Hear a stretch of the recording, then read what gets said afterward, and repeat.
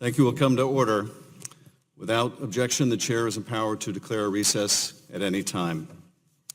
Today, the House Permanent Select Committee on Intelligence will hold an open hearing to discuss how the Kremlin uses financial leverage and corruption as tools of intelligence operations and foreign policy. The hearing will explore the dynamics between the Kremlin and Russia's business elites and oligarchs.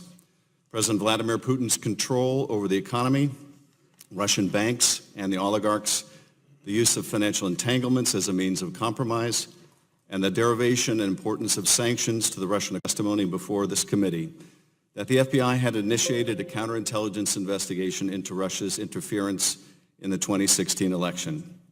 While that investigation would lead Special Counsel Mueller to initiate a great many criminal proceedings, resulting in numerous indictments and convictions, it began and has continued as a counterintelligence investigation. What does that mean? Counterintelligence investigations are designed, among other things, to determine whether any U.S. persons, and in particular those in positions of influence in government or business, may be vulnerable to foreign influence, manipulation, coercion, or compromise by a hostile foreign power. This notion of compromise, or kompromat in Russian, can be subtle and discreet.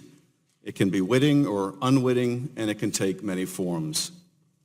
But it is at the heart of Russia's playbook to sow discord in democratic institutions, create leverage that can influence foreign and national security policy both here and abroad, and encourage nations to act contrary to our security interests or theirs.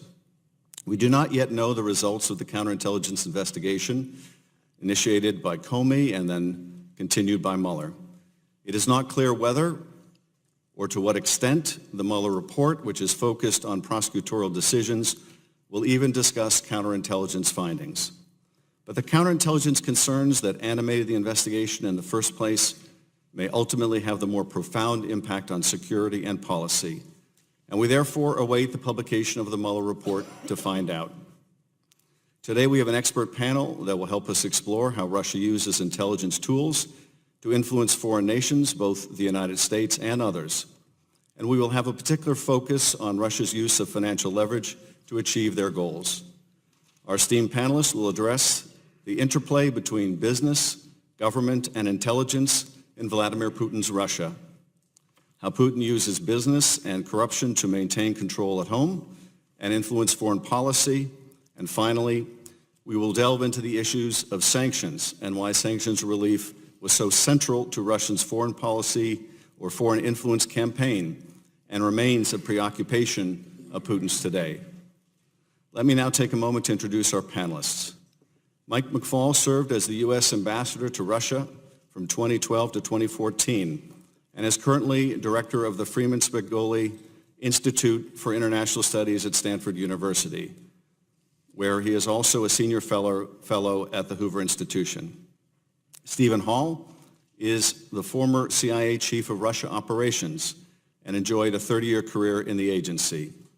Heather Conley is a senior vice president for Europe, Eurasia, and the Arctic at the Center for Strategic and International Studies and is also the author of The Kremlin Playbook.